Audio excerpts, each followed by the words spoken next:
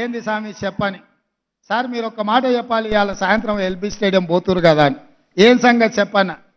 ఏం లేదు సార్, మీరు చెప్పాల్సింది ఒకటే మాట, కంచర గాడిదని ఇంటికి పంపించి రేసు గుర్రాన్ని తెచ్చుకున్నారని మీరు చెప్పండి సార్ అన్నాడు. గత ప్రభుత్వంలో ఉన్న కంచర గాడిదను ఇంటికి పంపించి ఈ ప్రభుత్వంలో రేసు గుర్రాన్ని తెచ్చుకున్నారు. ఏ రేసుకు పోయినా ఆ గుర్రాన్ని గెలుపు.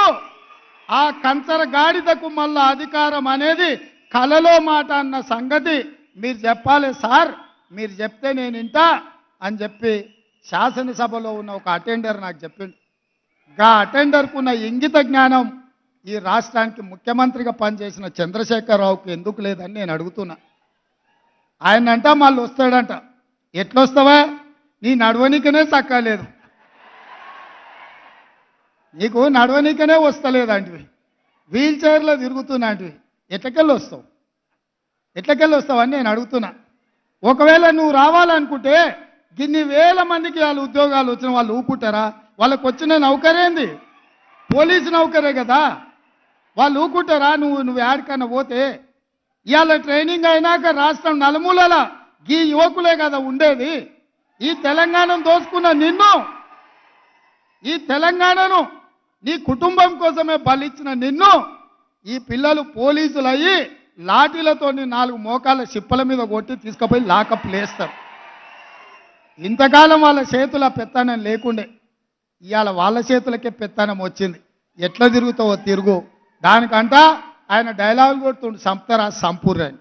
నిన్నెవడు చంపుతాడా? సచినపావు. నువ్వు సచినపావును చంపనీకే మాకేమైనా పిచ్చా? నీ పని అయిపోయింది, కేల్కతం దుకాన్ బంద్. ఇక చిన్నగా మళ్ళీ మొదలుపెట్టిండు సానుభూతి కథ. ఆయల్ల మంచంలో వండుకున్నా, సావు నోట్ల తలకాయ పెట్టినా తెలంగాణ సాధించిన అని చెప్తే పిల్లలు చూడలేదు కాబట్టి నిజమేనేమో సారు ఏమైనా సావుకు దగ్గర పోయొచ్చిండేమో అనుకున్నారు. ఇవాళ నువ్వు ఆడే డ్రామాలు అన్నీ చూసిరు. ఉత్తప్పుడేమో బాగానే నడుస్తుండు, మీటింగ్కి రాగానే వీల్ చైర్లో కూర్చున్నాడు. మీరే చూసిరు కదా ఆయన నడిచేదిగిన. ఆడ వీల్ చైర్ ఏమో అవసరం ఉన్నదే? ఇక గిట్లున్నది ఆయన కథ. కాబట్టి మిత్రులారా, ఈరోజు ఒక్కొక్క సమస్యను పరిష్కరించుకుంటూ మీ ఉద్యోగ నియామకాలలో ఒక్కొక్క అడుగు ముందుకేస్తూ మీ జీవితాలలో వెలుగులు తీసుకురావాలని, ఈ ప్రభుత్వం మీద మీరు ఉంచిన నమ్మకాన్ని, విశ్వాసాన్ని నిలబెట్టుకోవాలని అహర్నిశలు మా ప్రభుత్వం పనిచేస్తుంది. ఏ తప్పు జరగకుండా, ఎవరికి నష్టం లేకుండా రాబోయే రోజుల్లో 2 లక్షల ప్రభుత్వ ఉద్యోగ ఖాళీలను భర్తీ చేసే బాధ్యత తెలంగాణ పబ్లిక్ సర్వీస్ కమిషన్లో జరిగిన అక్రమాలను నిలువరించి ఆనాడు పోటీ పరీక్షల ప్రశ్నాపత్రాలు జిరాక్స్ సెంటర్లలో పల్లి బఠానీలలాగా అమ్ముకుంటున్న కమిటీని అందరినీ రద్దు చేసి ఇంటికి పంపించి కొత్త కమిటీని, కొత్త చైర్మన్, కొత్త సభ్యులను నియమించినాం. అందుకే ఇవాళ గ్రూప్ 1 పరీక్షల్ని 10 ఏళ్ళు నిర్వహించలేదు. ఈరోజు 567 గ్రూప్ 1 పరీక్షల్ని నిర్వహించడానికి మా ప్రభుత్వం మంజూరు చేసింది.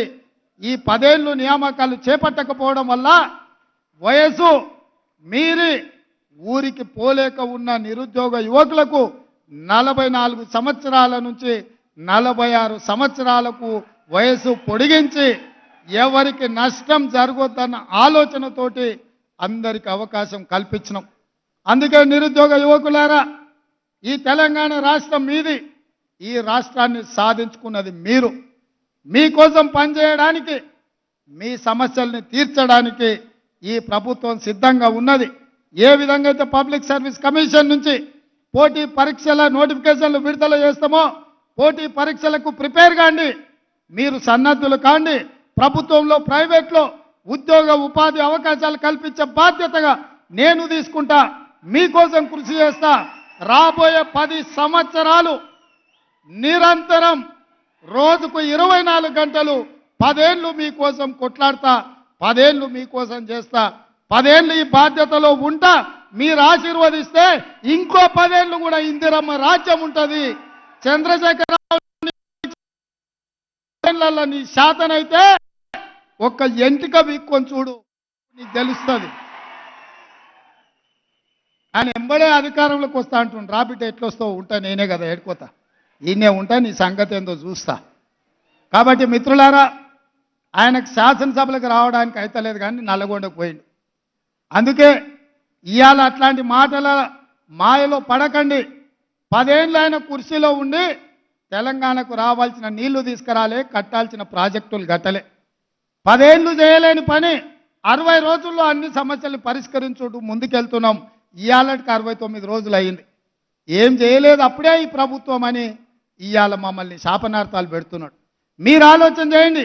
3665 రోజులు ఉన్న చంద్రశేఖర్ రావు కృష్ణానది జలాలలో ఆంధ్రప్రదేశ్కు 512 టీఎంసీ నీళ్లను కేటాయించి తెలంగాణకు రావాల్సిన హక్కులను తాకట్టు పెట్టి 299 టీఎంసీలు ఈ 10 సంవత్సరాలు శాశ్వతంగా వాళ్లకు రాసిచ్చిండు.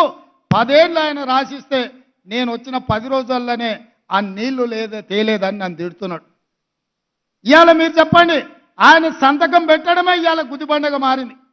ఆయన శాత కాకపోతే ఏం చేయకుండా పక్కన పడేసి ఉంటే నేనే కొట్లాడి ఇవాళ నీళ్లు తెచ్చడం. ఇవాళ నువ్వు పెట్టిన సంతకాలు మా పాలిట గుదిబండగా మారినాయి, తెలంగాణ రైతుల పాలిట మరణ శాసనంగా మారింది.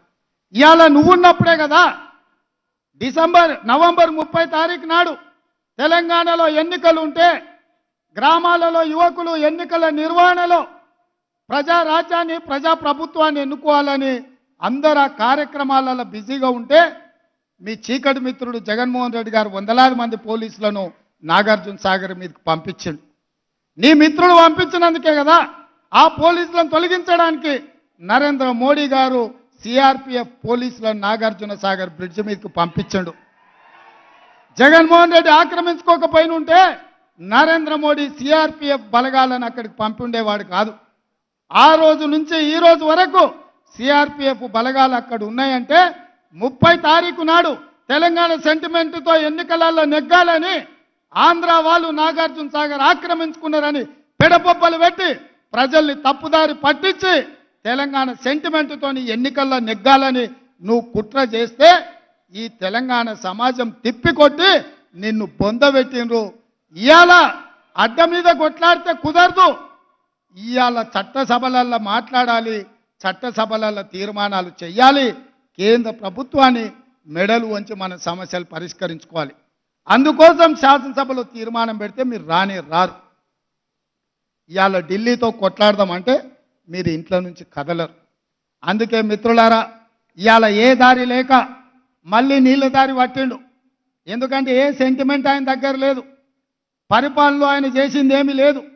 ఇవాళ కాళేశ్వరంలో 1,00,000 కోట్లు ఖర్చు పెడితే 1,00,000 ఎకరాలకు నీళ్లు ఇవ్వలేదని ఇవాళ విజిలెన్స్ అండ్ ఎన్ఫోర్స్మెంట్ నుంచి మొదలు పెడితే వివిధ విచారణ సంస్థలు నివేదికలు ఇచ్చినాయి. ఆ అవినీతి కుంభకోణం బయటపడుతుందని, అది మేడిగడ్డ కాదు మేడిపండు, దాన్ని పొట్ట విసుకుతే మొత్తం పురుగులు ఉన్నాయన్న సంగతి బయటపడుతుందని దాన్ని కప్పిపుచ్చడానికి ఇవాళ కృష్ణానది జలాలను అడ్డం పెట్టుకొని నల్లగొండల సభ అంటున్నాడు. నల్లగొండ చైతన్యవంతమైన జిల్లా, అందుకే అక్కడ యువకులు తిరగబడ్డారు, కోడిగుడ్లు టమాటాలు తీసుకొని కొట్టిండ్రు. మన పోలీసులు ఉండబట్టే ఆయన ఈపులు చింతపండు కాలేదు, లేకపోతే నల్గొండ యువకులు చింతపండు చేసి పంపించేటోళ్ళు. అందుకే మిత్రులారా, ఈరోజు మీరందరూ మా కుటుంబ సభ్యులు, మీ సంతోషంలో మా మంత్రివర్గం అంతా మేము భాగస్వాములు కావాలని, మీ అందరికీ ఉజ్వల భవిష్యత్తు ఉండాలని ఈ వేదిక మీద నుంచి నేను మిమ్మల్ని కోరేది ఒక్కటే. పంజాబ్ రాష్ట్రాన్ని మీరు చూసినారు, ఇవాళ అక్కడ నిర్వీర్యం అయిపోయింది యువత. అక్కడ గంజాయి డ్రగ్స్తో రాష్ట్రాన్ని నిర్వీర్యం చేసినారు. ఇవాళ తెలంగాణను కబలించడానికి గంజాయి డ్రగ్స్ మూటాలు నలుమూలలో తిరుగుతున్నాయి. ఎన్ని పట్టుకున్నా, ఎంత ప్రయత్నం చేసినా ఇంకా వాళ్ళు ఆ దిశగానే ప్రయత్నం చేస్తూనే ఉన్నారు. హుక్కా సెంటర్ల పేరు మీద పిల్లలను చిన్న చిన్న పాఠశాలలలో ఉండే యువకులను వీటికి బానిసలుగా తయారు చేసే ముఠాలు తిరుగుతున్నాయి. వాటిని ఎదుర్కోవడానికి టీఎస్నాబ్ నార్కోటిక్స్ డిపార్ట్మెంటును బలోపేతం చేసినాం. కోట్ల రూపాయలు వాళ్ళకు నిధులు ఇచ్చినాం, అధికారులను ఇచ్చినాం. నేను ఇక్కడ సెలెక్ట్ అయిన ప్రతి పోలీస్ డిపార్ట్మెంట్ యువకుడికి, మా చెల్లెళ్ళకు ఒకటే మాట చెప్తున్నా, ఏది జరిగినా ఈ రాష్ట్రంలో గంజాయి మొక్కలు ఉండొద్దు. తులసి వనంలో మొలిసిన గంజాయి మొక్కలను కూకటి వేళ్లతోని పునాదులతో సహా కదిలించాల్సిన బాధ్యత, పీకి వేయాల్సిన బాధ్యత, ఈ గంజాయి మొక్కల్ని ఏరివేయాల్సిన బాధ్యత మీ మీద ఉన్నది. మీరు ఇవాళ ప్రతిన బూనాలి. ఈ రాష్ట్రంలో డ్రగ్స్ కానీ గంజాయి కానీ ఎవడైనా పదం బలకాలంటే కూడా మోకాళ్ళలో వణుకు పుట్టాలి, కడుపులో సలిజలం దొర్రబడాలి.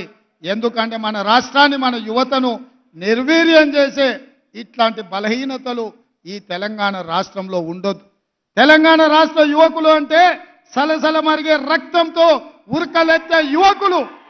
తెలంగాణ ఉద్యమంలో ఉవ్వెత్తున ఉస్మానియా కాకతీయ యూనివర్సిటీలలో ప్రపంచం దృష్టిని ఆకర్షించి రాష్ట్రాన్ని సాధించిన నవ యువకులు, ఆత్మ బలిదానాలతో ఆకాశంలో తారలై వెలిగిన యువకులు ఈరోజు గంజాయికో డ్రగ్స్కో బానిసలైతే మన సమాజం నిర్వీర్యం అవుతుంది. మన సమాజం నిర్వీర్యమైతే మన భవిష్యత్ తరాలు ఎందుకు ఉపయోగం లేకుండా పోతాయి మిత్రులారా. అందుకే ఈరోజు ఇక్కడ నియామక పత్రాలు పొందుతున్న ప్రతి ఒక్కరూ మీరు మనసులో ఒట్టేసుకోండి, ఈ రాష్ట్రంలో గంజాయి డ్రగ్స్ని సమూలంగా సమాధి చేస్తాం. ఎవరు కూడా ఈ రాష్ట్ర సరిహద్దుల్లో కాలు పెట్టాలి అని అంటే భయపడాలి, కడుపులో వణుకు పుట్టాలి.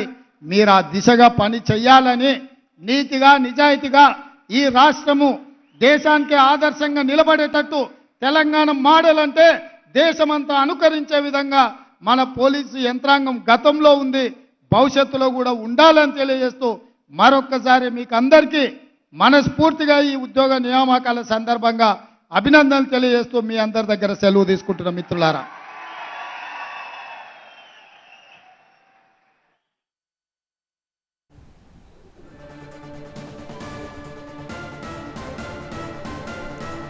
సో ఇప్పటి వరకు సీఎం రేవంత్ రెడ్డి స్పీచ్ ని మనం విన్నాం. కేసీఆర్ ఎలా అధికారంలోకి వస్తారో చూస్తా అంటూ నేను ఇక్కడే ఉంటానంటూ అన్నారు రేవంత్ రెడ్డి. అయితే అసెంబ్లీకి రాని వారికి అధికారం ఎందుకు అంటూ ప్రశ్నించారు సీఎం.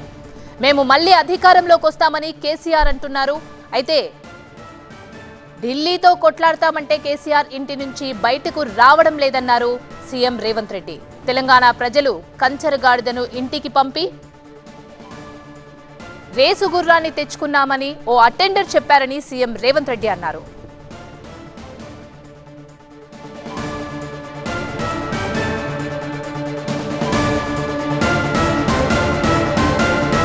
తెలంగాణలో కొన్ని ముఠాలు యువతను మత్తులో బానిసలుగా మారుస్తున్నారని, ఇలాంటి ముఠాలు తెలంగాణలో లేకుండా చేస్తామన్నారు సీఎం.